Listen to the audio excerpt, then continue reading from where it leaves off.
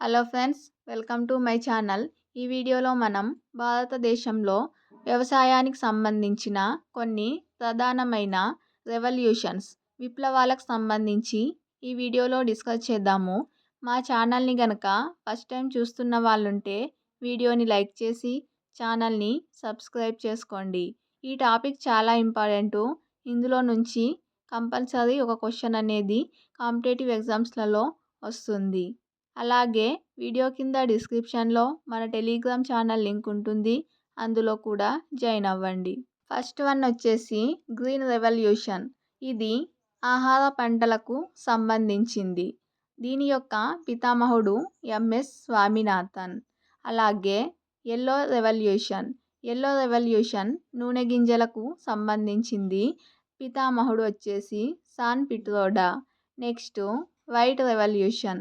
White revolution పాల ఉత్పత్తులకు సంబంధించింది. పితామహుడు వర్గీస్ కురియన్. అలాగే నెక్స్ట్ చూసినట్లయితే బ్లూ రెవల్యూషన్. ఇది చేపలు వాటి ఉత్పత్తులకు సంబంధించింది. దీని యొక్క పితామహుడు అరుణ్ కృష్ణన్ బ్లూ రెవల్యూషన్ యొక్క పితామహులు.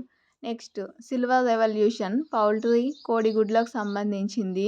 పితామహులు ఇందిరాగాంధీ. నెక్స్ట్ గోల్డెన్ రెవల్యూషన్ అనేది యాపిల్ పండ్లు, పసుపు, తేనె ఉత్పత్తులకు సంబంధించింది. పితామహులు నిర్కప్ తూతేజ్. అలాగే నిర్కప్ తూతేజ్ని గోల్డెన్ రెవల్యూషన్ యొక్క పితామహులుగా చెప్పవచ్చు. పింక్ రెవల్యూషన్ రొయ్యలు, ఉల్లిగడ్డలకు సంబంధించింది. పితామహుడు వచ్చేసి దుర్గేష్ పటేల్ను పింక్ రెవల్యూషన్ పితామహుడుగా చెప్తాము. ఇవి భారతదేశంలో వ్యవసాయ రంగానికి సంబంధించిన కొన్ని ముఖ్యమైన రెవల్యూషన్స్. ఈ వీడియో కనుక నచ్చినట్లయితే లైక్ చేసి మా ఛానల్ని ఫస్ట్ టైం చూస్తున్నట్లయితే సబ్స్క్రైబ్ చేసుకోండి. Thank you.